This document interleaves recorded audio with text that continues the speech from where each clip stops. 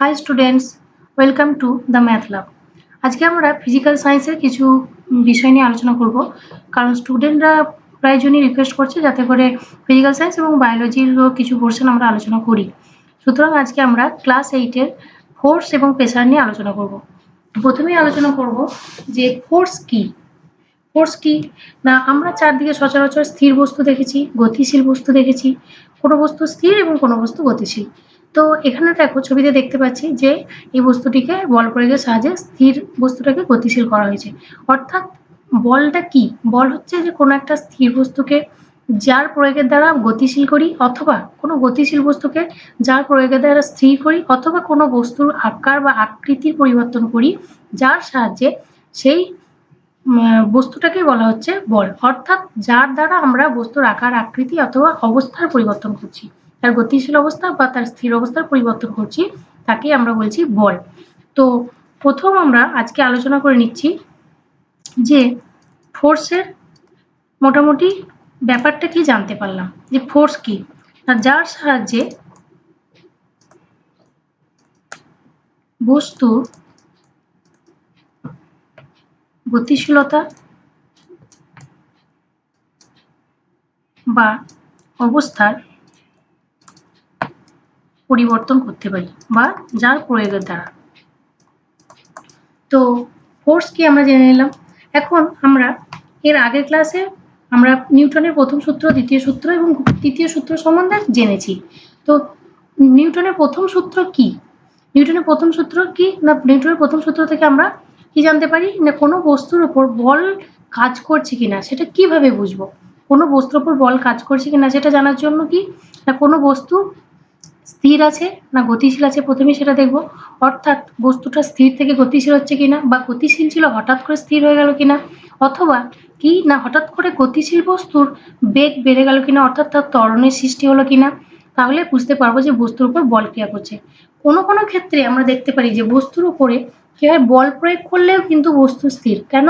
তখন প্রযুক্ত যত রকম বল আছে সমস্ত বলের ক্রিয়াফল বা ক্রিয়াশীল বলগুলোর যোগফল শূন্য হয়, যার ফলে কি হয়, বস্তুটা স্থির থাকে।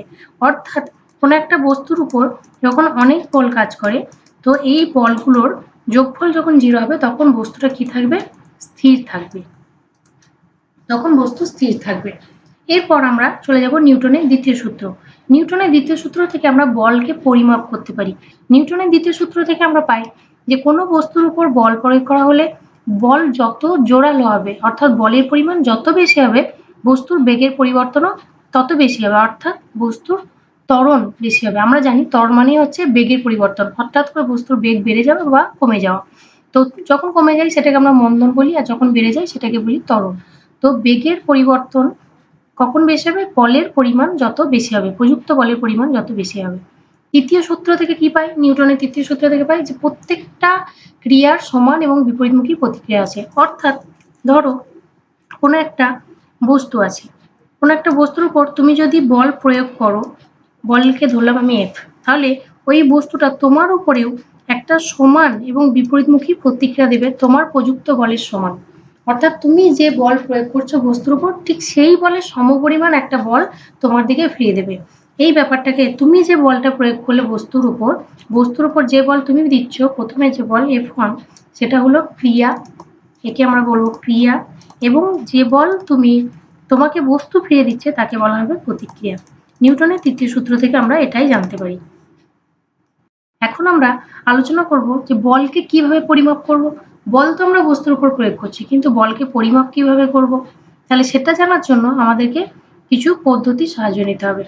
তো বল কিভাবে পরিমাপ করব, তো আগে আমরা নিউটনের সূত্র থেকে জানি, নিউটনের সূত্র থেকে আমরা একটা সমীকরণ গঠন করতে পারি যে কোনো একটা বস্তু যদি তার ভর হয় m, তার উপর তুমি F বল প্রয়োগ করলে, তো F বল প্রয়োগ করার ফলে তার ত্বরণ যদি তৈরি হয় a, তাহলে প্রযুক্ত বলের পরিমাণ হয়ে যাবে F = m × a, অর্থাৎ প্রযুক্ত বল সমান হয়ে যাবে ভর ইন্টু বস্তুর ত্বরণ।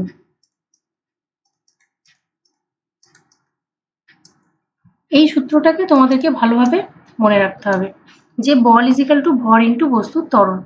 এখন এখান থেকে আমরা বলের একক বের করব। কিরকম না কোনো এখানে করবো যে কোনো বস্তুর ভর যদি হয় 1 কেজি, তো তার উপর যে পরিমাণ বল প্রয়োগ করলে বস্তুর ত্বরণ তৈরি হবে 1 metre per second square 1 metre per second square. তাহলে আমরা বলবো যে প্রযুক্ত বল হয়ে যাবে 1 নিউটন। তাহলে কোনো বস্তুর ওপর যখন যে বল প্রয়োগ করলে কোনো বস্তুর ভর 1 কেজি হলে যে পরিমাণ বল প্রয়োগ করলে বস্তুর মধ্যে 1 মিটার পার সেকেন্ড স্কয়ার ত্বরণ সৃষ্টি হয় সেই পরিমাণ বলকেই আমরা বলবো 1 নিউটন। এবং এই 1 নিউটনকে লিখবো 1 এন। নিউটনের জন্য আমরা এই এনটাকে লিখবো। এরপরে যে বিষয়ে আলোচনা করব সেটা হলো অভিকর্ষ বল। সেটা হলো অভিকর্ষ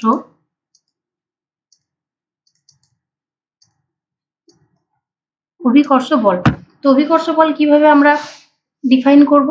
যে কোনো একটা বস্তু তার ভর ধরো m, তো এই বস্তুটাকে পৃথিবী নিজের কেন্দ্রের দিকে বা পৃথিবীর নিজের দিকে যে পরিমাণ বল দ্বারা আকর্ষণ করে সেই বলটাকে বলা হয় বস্তুটির ওজন বা পৃথিবীর অভিকর্ষ বল। এটাই হলো বস্তুর ওজন অথবা অভিকর্ষ বল। তো কোনো একটা বস্তুকে কোনো পৃথিবীর যে বল দ্বারা তার নিজের দিকে আকর্ষণ করে সেটাই হলো বস্তুর ওজন বা অভিকর্ষ বল। তো আমরা অনেক সময় দেখি যে আমার হাতের উপর ধরো কোনো একটা ভারী বস্তু আমি রেখেছি, হয়তো একটা বাটখারা বা একটা ইটের টুকরো, তো হঠাৎ আমার হাতটাকে দেখবেন নিচের দিকে একটা টান অনুভব করি। কেন না ইটটাকে বা বাটখারাটাকে কি করা হয় না তোমার একটা বল দ্বারা আকর্ষণ করে পৃথিবী তার নিজের কেন্দ্র দিকে, এবং এখানে যে বল দ্বারা পৃথিবী আকর্ষণ করছে সেই বলের অভিমুখটা হচ্ছে সবসময় এই নিচের দিকে, যার জন্য টানটা কি হয় নিম্নমুখী হয়। সেই জন্য আমাদের হাতটা কি হয় এখানে, হাতটা যদি এই পোর্শনে থাকে তাহলে হাতটা নিচের দিকে একটা ফোর্স অনুভব করে।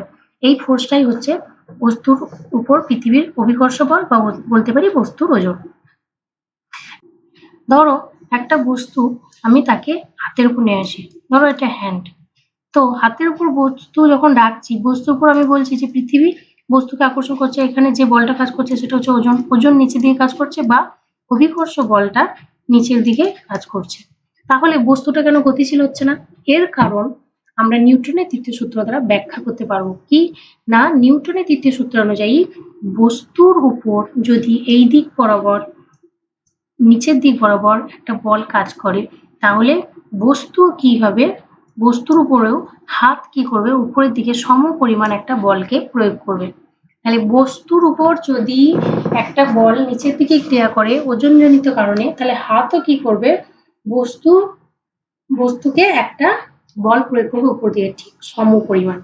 সুতরাং এই দুই বল হবে সমান এবং বিপরীতমুখী, যার ফলে কি হবে আমার বস্তুটা উপরে টোটাল বলটা হয়ে যাবে 0, অর্থাৎ উপরের দিকেও যা বল নিচের দিকেও তাই বল যদি কাজ করে তাহলে বস্তু হয়ে যাবে স্থির। যদি ধরো আমরা বলি যে কোনো একটা বস্তুকে, ধরো মাঝখানে কোনো একটা বস্তুকে আমরা দড়ি দিয়ে বেঁধে তোমরা দুই বন্ধু দুই দিকে সমান বল দিয়ে টানছো, তাহলে দেখবে বল মানে যে বস্তুটাকে ধরে টানছো সেটা মাঝখানে ফিক্সড হয়ে আছে, তোমার দিকেও যাচ্ছে না তোমার বন্ধুর দিকেও যাচ্ছে না। কেন? কারণ দুজনেই সমান বল দিয়ে টানছো, অর্থাৎ দুজনেই অপোজিট দিকে সমান বল দিয়ে টানছো। তার জন্য কি হবে, ওই বস্তুর উপরে ক্রিয়াশীল টোটাল বলটা হয়ে যাবে 0, অর্থাৎ কোনো বস্তুর উপর যদি সমান এবং বিপরীতমুখী দুটি বল কাজ করে তাহলে বস্তুটা স্থির হয়ে যাবে। সুতরাং এই ক্ষেত্রেও কি হয়, এই ধারণাটা এই সূত্রটাই কাজ করে এখানে, যার জন্য কি হয় বস্তুটা স্থির হয়ে যায়। এবার আমরা চলে যাব যে এই বলটা কতটা কাজ করছে, কোনো একটা বস্তুর উপর অভিকর্ষ বল কতটা কাজ করছে সেটা কিভাবে মাপবো? সেটা মাপার জন্য আমরা কিসের সাহায্য নেবো? স্প্রিং এর সাহায্য নেব। কিসের সাহায্য নেবো? স্প্রিং সবাই দেখেছি, আগে যে পেনগুলো আমরা ইউজ করতাম সেই পেনে দেখতাম, ইউজ অ্যান্ড থ্রো পেন নয় কিন্তু, যে পেনগুলো এমনি নর্মাল পেন হয় সেই পেনে কিন্তু দেখবে আমরা স্প্রিং এর ব্যবহার করেছি, আগেকার পেনগুলোতে থাকতো। সুতরাং সেই স্প্রিং এর সাহায্যে আমরা কি করব, বলকে পরিমাপ করব। কিভাবে? ধরো একটা স্প্রিং এর ছবি দেওয়া আছে, এই ছবি থেকে আমরা জানতে পারছি যে দেখো বস্তু স্প্রিংটা ঝুলছে, সেখান থেকে একটা 1 কেজি ওজনের বস্তু ঝোলানো আছে এবং স্প্রিং এর পাশে একটা স্কেল রাখা আছে এবং সেই স্কেলে কি হবে, তুমি ওই স্প্রিং এর নিচে যতটা ওজন ঝোলাবে সেই অনুযায়ী স্প্রিংটা বাড়াবে। ধরো তুমি 1 কেজি ওজন ঝোলালে যতটা স্প্রিংটা দৈর্ঘ্যটা বাড়বে, 2 কেজি ঝোলালে নিশ্চয়ই তার থেকে বেশি বাড়বে, 3 কেজি ঝোলালে আরো বেশি বাড়বে। তাহলে যতটা পরিমাণে প্রসারণ হবে স্প্রিংটার, ততটা অনুযায়ী কি হবে, স্প্রিংটা স্কেল বরাবর নিচের দিকে নেমে আসবে। তো প্রথম অবস্থায় স্প্রিংটার স্কেলে যে পরিমাপটা দেখাবে, যখন কোনো ওজন চাপানো থাকবে না, তখন বস্তুটা যে স্প্রিংটা যে জায়গায় স্কেলে পার দেখাবে সেটাকে আমরা 0 ধরে নেব। এরপর বস্তু ঝোলানোর পর স্প্রিংটা প্রসারিত হয়ে স্কেলের যতটা দাগ পর্যন্ত আসবে, সেই দাগটাকেই আমরা বলে নেব মাপটা, যে এতটা পরিমাণ বল কাজ করছে।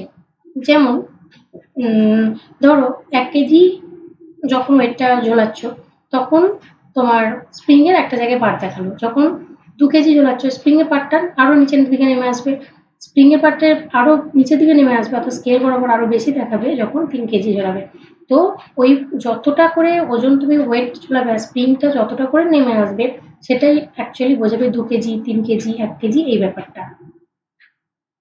এরপর আমরা চলে যাব ঘর্ষণ বল। ঘর্ষণ বল সম্বন্ধে তোমরা কি জানো? ঘর্ষণ বল কি? তোমরা সচরাচর দেখে থাকবে, এখানে ছবিতে দেখো যে এখানে মেঝের উপর একটা বস্তু রাখা আছে। দেখো বস্তুটা স্থির আছে। বা ধরো আমরা যখন মাটির উপর চলাফেরা করি, আমরা কি সবসময় পিছলে পড়ে যাই? বা ধরো টেবিলের উপর একটা বই রাখা আছে, বইটা কি নিজে নিজেই পড়ে যাচ্ছে? না। কিন্তু যখন তুমি দেখবে যে একটা প্রচন্ড মসৃণ কোনো ঢালু তল, তার উপর কোনো বস্তু অর্থাৎ একটা বল রাখলে, বা ধরো একটা কাঁচের টেবিলের উপর একটা খুব মানে মসৃণ ধরনের বল রাখলে সেটা গড়িয়ে যাচ্ছে। কোনো ক্ষেত্রে পিছলে যাচ্ছে না বস্তু, মেঝের উপর বা টেবিলের উপর কোনো ক্ষেত্রে পিছলে যাচ্ছে।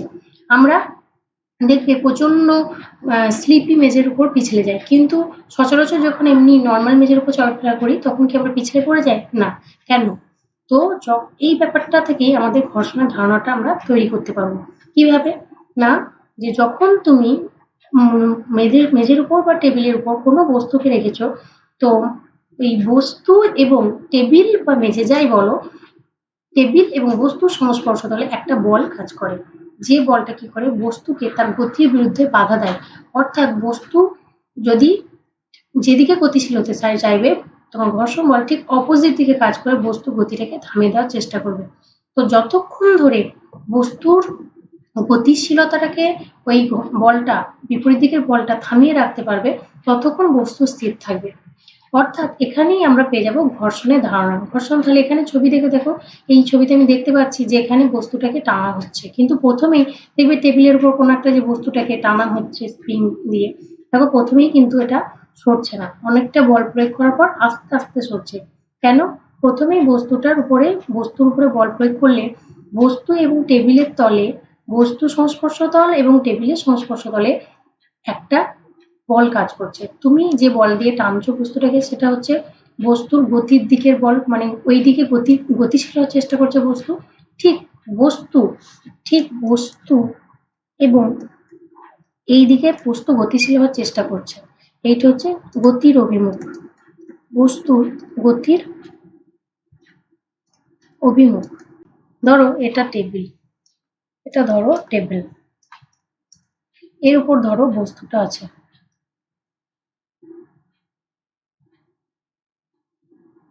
এবং বস্তুটাকে তুমি এই দিক বরাবর বল দিয়ে বস্তুটাকে গতিশীল করতে চাইছো টেবিলের উপর।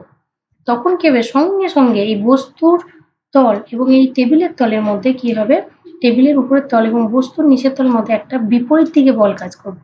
সেই বলটাকে তুমি ঠিক যতটা বল দিয়ে বস্তুটাকে গতিশীল করতে চাইছো, ততটুকু বল অপোজিট দিকে কাজ করে সমান পরিমাণে চাইবে বস্তুর গতিশীলতাটাকে রোধ করতে। কারণ আমরা জানি যে কোনো একটা বস্তু গতিশীল থাকলে সে গতিশীল থাকতে চায় এবং স্থির থাকলে সে স্থির থাকতে চায়। অর্থাৎ কি না, এখানে এই যে বস্তুকে তুমি টানার চেষ্টা করছো, গতিশীল করার চেষ্টা করছো, সেই গতিটাকে বাধা দিচ্ছে এই দুই তলের সংস্পর্শে যে বল, সেই বলটাই হচ্ছে ঘর্ষণ বল। অর্থাৎ এই বলটাই হলো ঘর্ষণ বল। এখন বস্তুটা যতক্ষণ না গতিশীল হচ্ছে, এই বলটা যতক্ষণ না বস্তুকে গতিশীল করতে পারছে, ততক্ষণ পর্যন্ত তুমি এইদিকে যতটা বল দেবে, ঘর্ষণ বলও ঠিক ততটাই তৈরি হবে। তো বস্তুটা স্থির হওয়ার আগে পর্যন্ত এবার তুমিও বল বাড়াতে থাকবে, এই বলও কিভাবে বাড়তে থাকবে। তুমি এই বল বাড়াতে থাকবে, এই বলও বাড়তে থাকবে। এই করতে করতে এই বলটাকে বাড়াতে যখন বস্তু গতিশীল হয়ে যাবে, ঠিক গতিশীল হওয়ার আগের মুহূর্তে এই ঘর্ষণ বলের মানটা ম্যাক্সিমাম যতটা দাঁড়াবে, অর্থাৎ সর্বোচ্চ যতটা দাঁড়াবে, সেটাই হয়ে যাবে কি না বস্তুর স্থির অবস্থার ঘর্ষণ বল, অর্থাৎ সর্বোচ্চ স্থির ঘর্ষণ বল। তো স্থির অবস্থা ঘর্ষণ তাহলে কি না, কোনো বস্তুকে তুমি বল প্রয়োগ করে বস্তুটাকে যখন গতিশীল করতে চাইবে তখন বস্তুটা গতিশীল হওয়ার ঠিক আগের মুহূর্তে, মানে স্থিরই আছে কিন্তু জাস্ট গতিশীল হবে, সেই মুহূর্তে ওই ঘর্ষণ বলটা বেড়ে যতটা দাঁড়াবে, অর্থাৎ গতিশীল হওয়ার ঠিক আগের মুহূর্তে ঘর্ষণ বলের মান যতটা দাঁড়ায়, সর্বোচ্চ যতটা দাঁড়ায়, সেটাই হলো স্থির অবস্থার ঘর্ষণ বল। তো এই ঘর্ষণ বল সবসময় কি হয়, বস্তুর সংস্পর্শতল, বস্তু এবং এই টেবিলের সংস্পর্শতলে কি হবে, সমান্তরালভাবে কাজ করবে। বস্তু এবং টেবিলের যে সংস্পর্শতল তার সেই তলের সঙ্গে দেখো সমান্তরাল, এটা টেবিলের তল আর এই বলের অভিমুখ, এটা বলের অভিমুখ, এই তলের সঙ্গে বলটা কি হবে, সমান্তরালভাবে কাজ করবে। এবং কি তুমি যেদিকে বল প্রয়োগ করছো তার অপোজিট দিকে হবে, এই বলের অপোজিট দিকের ডিরেকশনটা হবে, অর্থাৎ তুমি যেটা প্রয়োগ করছো প্রদত্ত বলের অপোজিটে হবে। এখন আমাদেরকে তাহলে সবসময় জানতে হবে কি না, যে প্রথমে হচ্ছে ঘর্ষণ বল কি না, কোনো বস্তুকে যখন তুমি কোনো মেঝের উপর বা কোনো টেবিলের উপর রাখছো, বস্তুটা তার যে ধর্মের জন্য কি হচ্ছে না, গতিশীল হয়ে টেবিল থেকে পড়ে যাচ্ছে না, বা সেটা কি হচ্ছে না, মেঝে থেকে গড়িয়ে যাচ্ছে না, সেই ধর্মটাই হচ্ছে তার ঘর্ষণ ধর্ম। তো সেই ক্ষেত্রে কি না, বস্তু গতিশীল হওয়ার দিকে যে বল কাজ করছে, সেই বলের অপোজিট দিকে যে বল কাজ করে, সেটাই হচ্ছে ঘর্ষণ বল। ঠিক এই কারণের জন্য এই ঘর্ষণ বল আছে বলেই আমরা যখন হাঁটি তখন পড়ে যাই না। না হলে যদি কোনো ঘর্ষণ বল না থাকতো, তাহলে আমরা যেদিকে হাঁটতে চাইছি সেদিকে বল প্রয়োগ করতাম আর শুধুমাত্র সেই দিকেই হটকে আমরা পড়ে যেতাম। কিন্তু না, আমাদের পায়ের তল এবং কি হয়, মেঝের মধ্যে একটা ঘর্ষণ বল কাজ করে, এবং আমরা যেদিকে গতিশীল হতে চাই তার ঠিক অপোজিট দিকে কাজ করে আমাদেরকে ঠিক ব্যালেন্স করে রেখে দেয়, যার জন্য কি হয়, আমরা পড়ে যাই না। বা কিন্তু দেখবে যখন এরকম একটা ঢালু তল, এখানে তুমি ধরো একটা বলকে রেখে দিয়েছো, একটা কাঁচের ঢালু তল, বলকে রেখে দেখবে গড়িয়ে যাচ্ছে, এদিক বরাবর গড়িয়ে যাচ্ছে। কেন? কারণ এখানে ঘর্ষণ বলের পরিমাণটা খুব কম। যে তলে ঘর্ষণ বল যত কম, সেই তলের উপর কোনো বস্তুর স্থির থাকা ততটাই কষ্টকর। অর্থাৎ এই তলের উপর ঘর্ষণ বল কম বলে কি হচ্ছে, বলটা গড়িয়ে যাচ্ছে। অর্থাৎ গতির দিকে যে বলটা কাজ করছে সেই বলের পরিমাণটা কি, এইদিকে যে ঘর্ষণ বলটা কাজ করছে তার থেকে এই দিকের বলটা কি অনেক বেশি, এদিকের বলটা অনেক বেশি। গতির দিকের বল যখনই ঘর্ষণ বল থেকে বেশি হয়ে যায় তখনই কি হয়, বস্তু গতিশীল হয়ে যায়। যতক্ষণ পর্যন্ত দুটো বলের মান সমান থাকবে বস্তু কি হয়, তলের উপর স্থির। কিন্তু যখন কাঁচের কোনো একদম মসৃণ ঢালু তলের উপর বল থাকছে, তখন কি বস্তু গতির দিকের বলটা সবসময় ঘর্ষণ বলের উপর বেশি হয়ে যাচ্ছে। তাহলে আমাদেরকে তিনটে জিনিস মনে রাখতে হবে। যে প্রথম হচ্ছে ঘর্ষণ বল কি, ঘর্ষণ বল হলো কি না, বস্তুর যে তলের উপর আছে সেই তলের মধ্যে ক্রিয়াশীল বস্তু, এবং বস্তু যে তলের উপর আছে সেই তলের উপর ক্রিয়াশীল একটা বল, যেটা কি হয় না, বস্তুর গতির বিপরীত দিকে কাজ করে বস্তুর গতিকে থামাতে চায়, সেটাই হলো ঘর্ষণ বল। তাহলে এক নম্বর জানলাম যে ঘর্ষণ বল কি, এরপর 2 নম্বর আমরা কি জানবো, যে আমাদের ঘর্ষণ বল কিভাবে কাজ করে সেটা জানলাম, এবং ঘর্ষণ বলের অভিমুখটা আমরা জানতে পারলাম। এরপর তারপরে জানতে পারলাম যে স্থির ঘর্ষণ বল কি, এবং স্থির ঘর্ষণ বলের মান কখন সর্বোচ্চ হয়, এটা কখন ম্যাক্সিমাম হয়। অর্থাৎ সর্বোচ্চ কখন না, বললাম যখন বস্তু জাস্ট গতিশীল হওয়ার আগের মুহূর্তে থাকে, আর একটু বল প্রয়োগ করলেই বস্তু গতিশীল হয়ে যাবে তার ঠিক আগের মুহূর্তে।